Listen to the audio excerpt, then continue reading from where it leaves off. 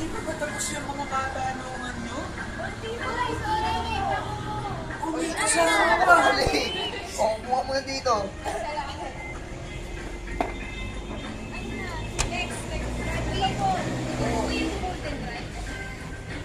Ha? Paano naging golden rice yan? Gold na, oo nga, golden rice nga yan. Para yan, dramatic increase na beta-carotene. Para sa vitamin D yan ba? Ito po ba, parang laging ba to? Parang ano na? Lugata ng ipis yan eh. Pero sa pagkaka-research ko nga dyan sa library ng UP, ano yan, castor beans yan.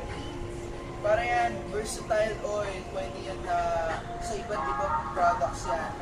Jet engine, pwede ilagay yan doon. Para umikot ng LSD. Ito po,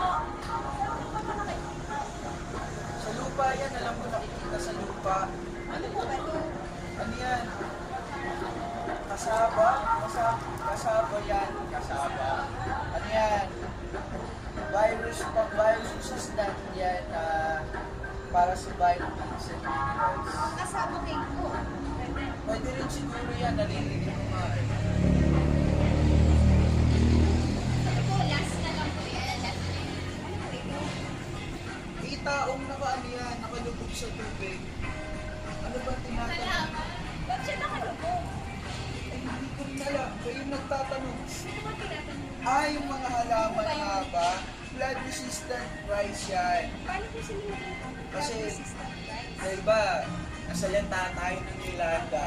Kumbaga sa building, ilagyan na ng simento, nakatan na. Ayan, para hindi rin siya namamatay kahit merong ano yan, kahit merong baha.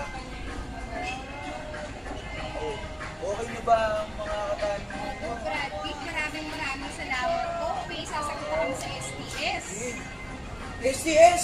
Yes!